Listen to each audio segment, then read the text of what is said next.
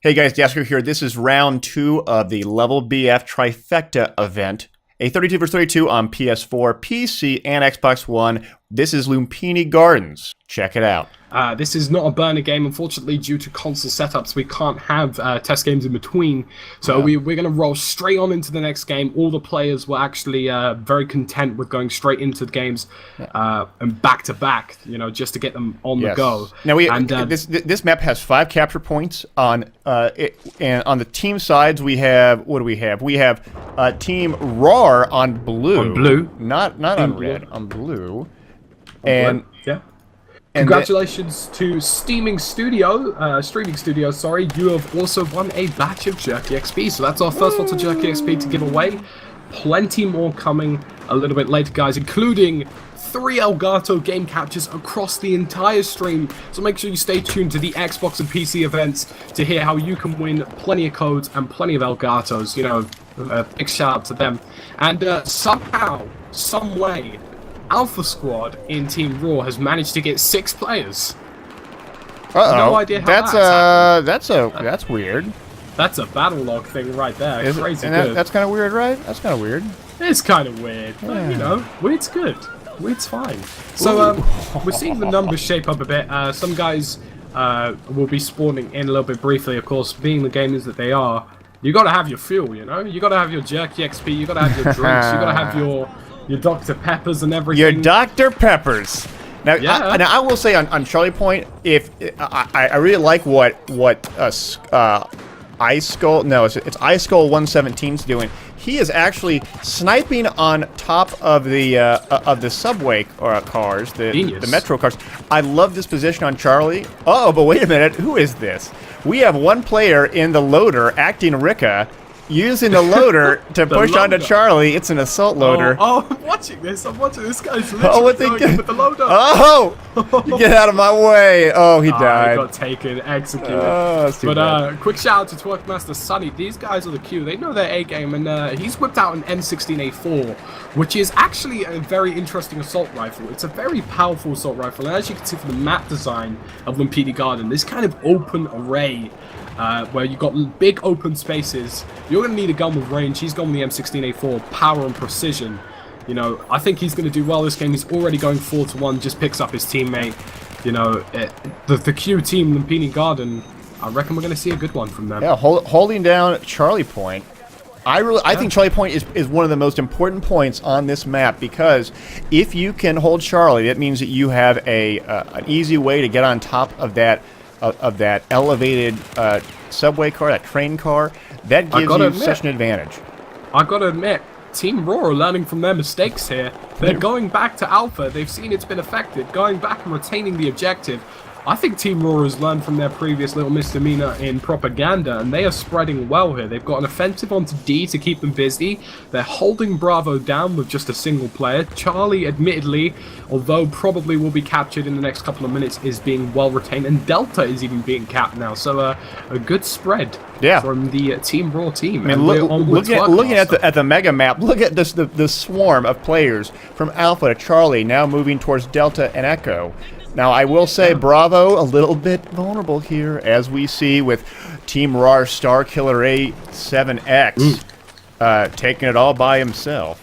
So we've seen some of our level community members in here. We've got Billy Eat World, who is a level member. He streams with us regularly, and he's also using the M16A4, but he's gone with a magnifying sight on the side of it, and he is leading the push to Delta at the moment, alongside Not Me, Kizza Skills, Celesco, and Calico Jack.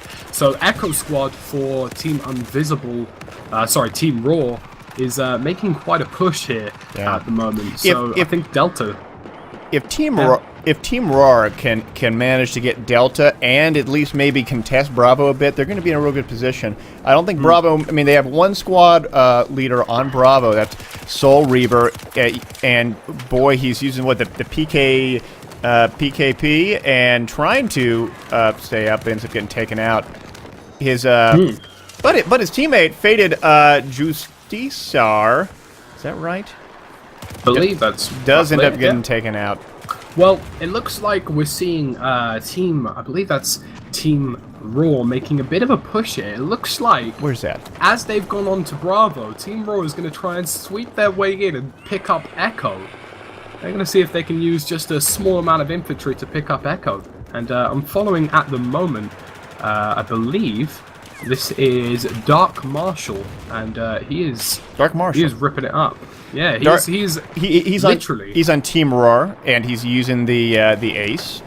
He is lone wolfing it here, straight to Echo. If he can... squad leader in front, and he's taking, he's taking the squad leader. Oh, that was a good shot. That was a pretty good let's shot. Plop that guy. If he can get on that burn and start taking it out... No. Boy, he's got some... no, he's not going to make that. Serious contention. Squad leaders ramped it up at Echo a bit more, but Bravo is now under contention. So as you mentioned earlier, Team Invisible did their work here.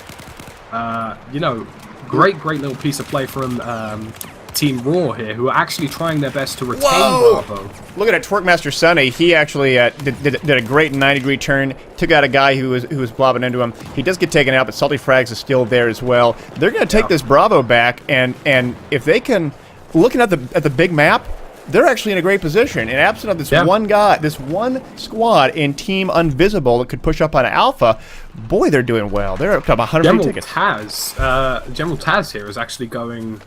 What was that? That was something ridiculous. General Taz is going 13-1. I believe he is using the Ace 23 with Coyote side. He gets taken out, but they know their game here at the moment. And Sonny has redeployed, and he has laid down squad orders to defend Charlie objective.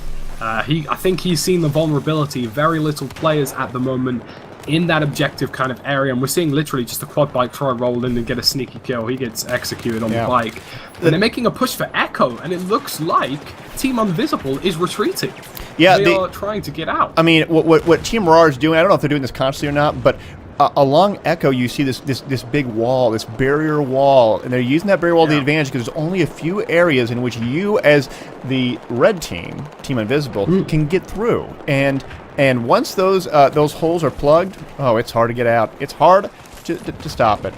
Team Invisible here can make a small push. I mean, Team Raw, if they're smart, they will lay down some players in front of Delta, because as Team Invisible gets pushed away from Echo, I mean, this is just brutal. This is brutal.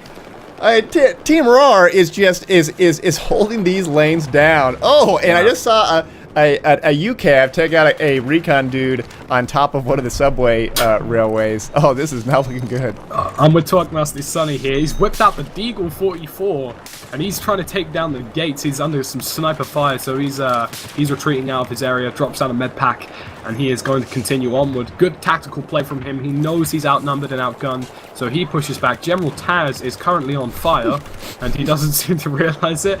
But he's pushing forward with a Deagle 44 as well. Take down a player 14-1. Echo could be lost. Echo, and as I mentioned, as I suggested, as Echo is being pushed away here, great little bit of play here from Team Raw, and they are currently trying to lock down Delta. They are caging these guys in Echo, and it looks like if they go for a real hard push here, they could probably destroy and completely decimate that entire team and push them back to spawn. So if I were Team Invisible, I would be bugging out right now. I'd be getting to the General Taz, taking out another guy with a Deagle. Still stays up somehow, but watch out for that nade. 13 health, 13 he's health, still up. 26 health. Revives the teammate. Ace 23's back out with 10 rounds. Misses. Oh, this guy, he gets taken out. His tactical awareness is on point. I will give him that.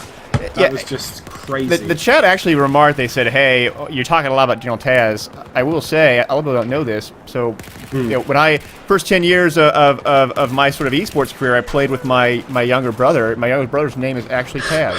And I feel as though I'm the Antichrist here, because my first esports days were on Call of Duty. That's because I'm a little older. That's all right, though. It's okay. All right. I'm not making a judgment at all. It was back in the days when it was okay, But now it's still okay. It's not bad. It's okay. It's not bad. Shadow, here we go. Shadow KS954 is first in the world for the MPX, and he is using it right now. He doesn't even use a sight. The dude's rocking an iron sight. Iron sight. Now, why is that? Why do you think that is? I actually find the MPX iron sight quite attractive. I think it doesn't get in the way. It's not obstructive, and maybe he just prefers it. and they're actually they've taken Echo. And Team Raw. Hey, I have to interrupt you just for a second because it looks as if that Team Invisible has done a back rage onto Alpha. Yeah. And Bravo. Bravo is now being taken as well. So, you know, fair play to them. They've spread out, they've fanned out. But Team Raw are only on 708 tickets. Whereas Team 400. 400! That 400 difference is real at the moment. So I honestly don't see Team Invisible making a comeback here. But the next map, I believe, is, I think, it's Sunken Dragon. Sunken Dragon. Wow. And even though that Team Invisible were able to take Alpha and Bravo, they lost their Echo point, and Echo's being held just fine. And look at Bravo. Look at all of the Team Roar guys pushing up onto Bravo. Yeah, I mean, it's a real hardcore kind of push that we've got going on here.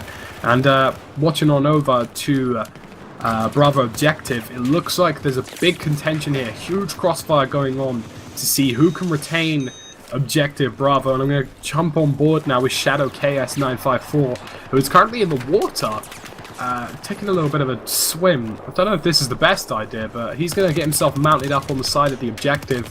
And I think he's trying to take out some adjacent enemies. I'm going to get on board from a free view camera. Yeah, there's 2 enemies up ahead, and he's creeping his way in here. I feel like I'm on some David Attenborough documentary here. This guy's literally going full OP, and he has seen the spawn beacon. He has seen the sniper. He goes in, takes down the sniper, goes to the Shadow point. Oh, he gets taken out of the spawn beacon. I think he'll be returning. I reckon. Oh, no, they've spotted it. Well, Potter Poker's there. Their entire team. Potter Poker 94. That name is just, wow. Best name in the world, man. Yeah, Potter Poker. We've seen some really classy names on PlayStation, should we say. And I'm hopping on board now with Enmian, who is using the pickup sniper on the stairs. Where is he's that? Using, he's at Alpha, retaining Alpha here. And there's a good push coming in from Delta Objective and Bravo to get onto Alpha. So, you know, I just want to see how this is going to unfold, but it looks like Team Invisible is going to get wrecked pretty badly here. Yes. We're seeing his player just went down due to a sniper shell through the side of a train.